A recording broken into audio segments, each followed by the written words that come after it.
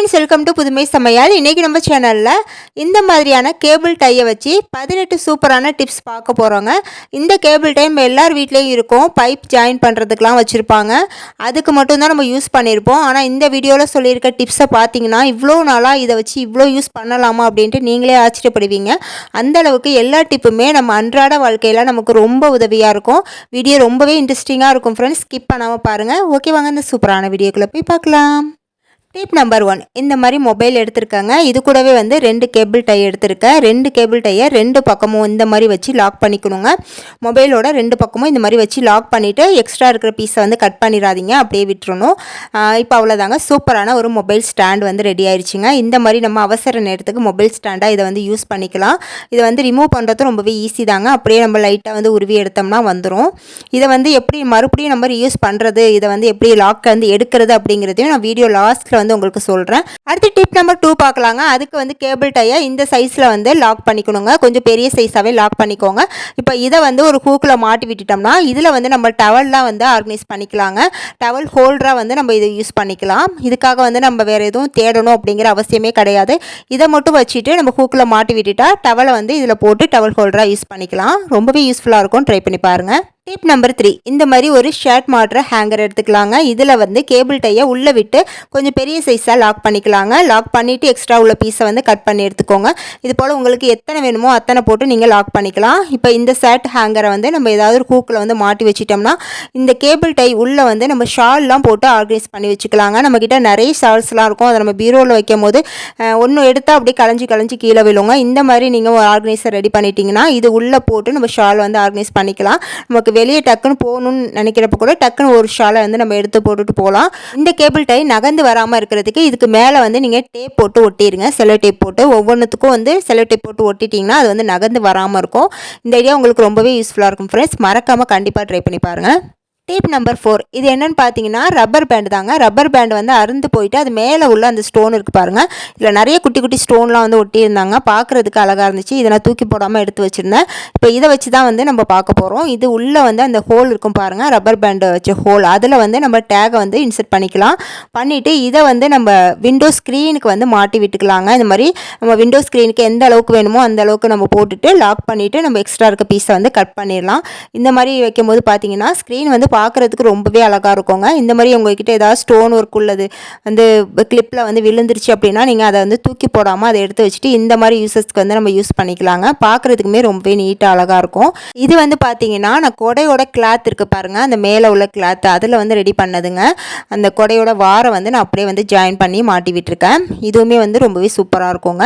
இந்த ஐடியா அப்படியே இருந்துச்சுன்னு மறக்காமல் கமெண்ட்ல சொல்லுங்கள் ஃப்ரெண்ட்ஸ். டிப் நம்பர் 5, நம்ம வீட்டில் அடிக்கடி வாங்கக்கூடிய ஒரே ஒரு பொருள் என்னென்னு பார்த்தீங்கன்னா ரிமோட் தாங்க.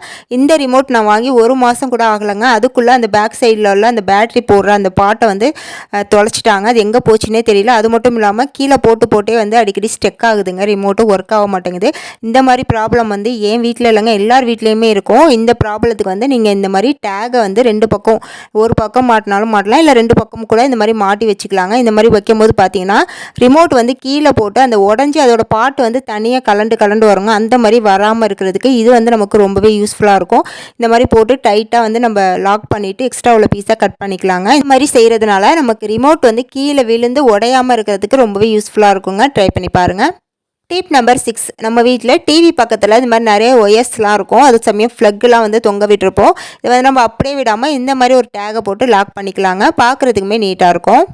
டிப் நம்பர் 7, நம்ம இந்த மாதிரி தென்னை தொடப்பம் யூஸ் பண்ணுவோங்க. இதை வந்து நம்ம எப்படி தான் வந்து நூலை போட்டோ கயிறை போட்டோ இறுக்கமாக கட்டினாலுமே அது கொஞ்ச நாளே பார்த்தீங்கன்னா அப்படியே லூஸ் ஆகி எல்லா வந்து குச்சியுமே வந்து வெளியே வந்து விழுந்துருங்க. இந்த மாதிரி ப்ராப்ளம் இல்லாமல் இருக்கிறதுக்கு நீங்கள் வந்து என்ன கட்டியிருக்கீங்களோ அது அப்படியே இருக்கட்டும். அதுக்கு மேலே வந்து இந்த மாதிரி ஒரு டேகை போட்டு நல்லா லாக் பண்ணிடுங்க. டைட்டாக லாக் பண்ணி விட்டுருங்க. 1க்கு 2 டேகாக போட்டு கூட நீங்கள் லாக் பண்ணிக்கலாம். இன்னுமே நல்லா ஸ்ட்ராங்காக இருக்கும்.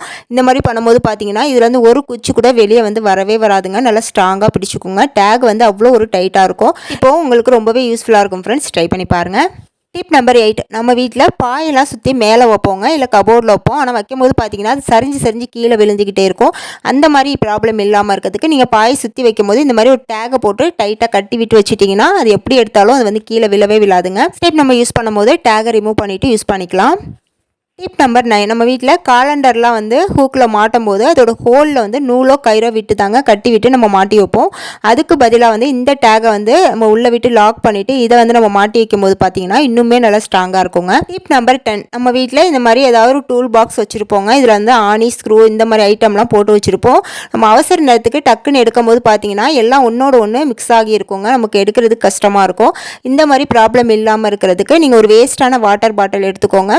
இந்த வாட்டர் பாட்டில் வந்து மூடியில் இந்த மாதிரி ஹோல் போட்டுக்கோங்க. போட்டுட்டு இந்த வாட்டர் பாட்டில் உள்ளே வந்து ஆணி மட்டுமே வந்து கலெக்ட் பண்ணி அது உள்ளே வந்து போட்டு வச்சுக்கோங்க. இப்போ எல்லா ஆணியுமே வந்து நம்ம போட்டு முடிச்ச பிறகு இந்த மாதிரி ஒரு டேகை வந்து இந்த சைஸ்க்கு வந்து நம்ம லாக் பண்ணிக்கணுங்க.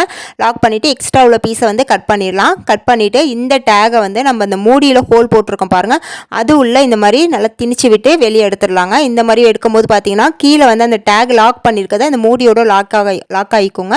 இப்போ இதை வந்து நம்ம வந்து மூடி போட்டு மூடிட்டு ஏதாவது ஒரு ஹூக்கில் வந்து நம்ம மாட்டி வச்சுக்கலாங்க. இந்த மாதிரி மாட்டும் போது பார்த்தீங்கன்னா நமக்கு தேவைப்படுற நேரத்தில் டக்குன்னு எடுத்து யூஸ் பண்ணுறதுக்கு நமக்கு ரொம்பவே யூஸ்ஃபுல்லாக இருக்குங்க.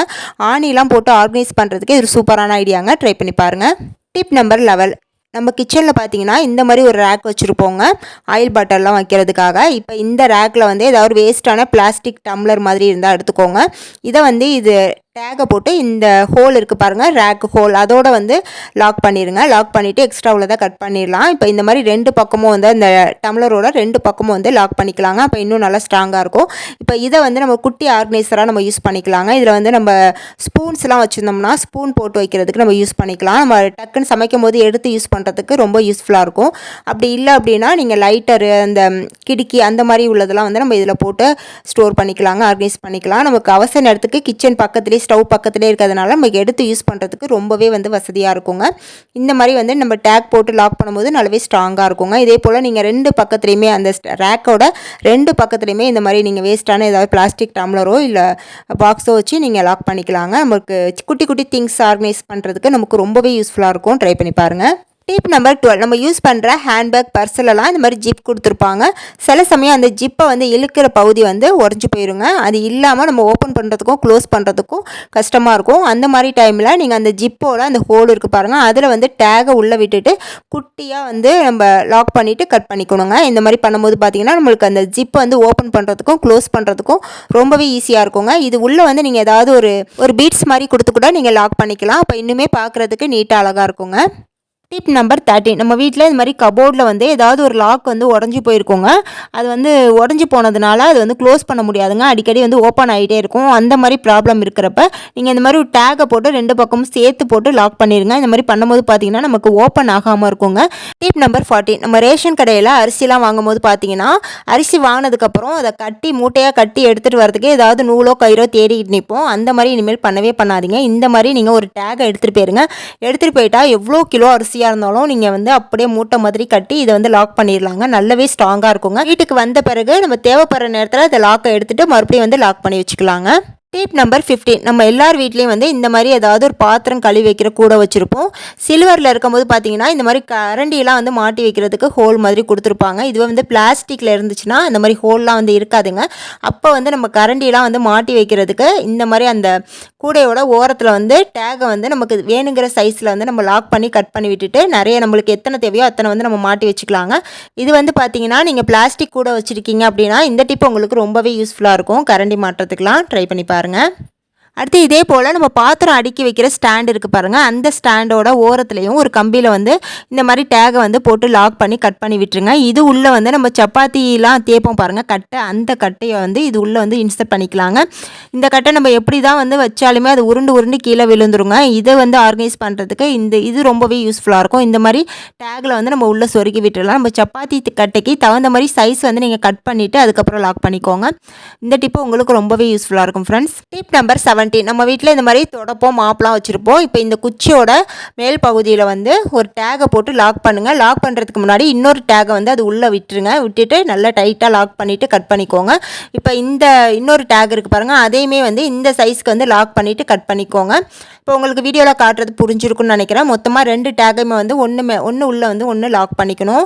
மேலே உள்ள டேகை மட்டும் கொஞ்சம் கேப் விட்டு நம்ம லாக் பண்ணிவிட்டு கட் பண்ணிடணுங்க. இதே போல் நம்ம வீட்டு தொடப்பத்துலேயும் அதே மாதிரி நம்ம செஞ்சுக்கலாம். இப்போ இதை வந்து நம்ம ஒரு ஹூக்கில் ஒரு பக்கமாக வந்து மாட்டி வச்சுக்கலாங்க. இந்த மாதிரி மாட்டி வைக்கும்போது பார்த்திங்கன்னா நம்மளுக்கு கீழே வந்து அந்த தொடப்பம் மாப்பு எல்லாமே வந்து ஒன்றா சேர்ந்துருக்குங்க. அந்த மாதிரி இல்லாமல் பார்க்குறதுக்கு வந்து நீட்டாக இருக்குங்க. இது உள்ளே வந்து நீங்கள் இந்த ஹூக்கில் வந்து எத்தனை டேக் வேணாலும் எந்த இதில் வேணாலும் நம்ம லாக் பண்ணி மாட்டிக்கலாங்க.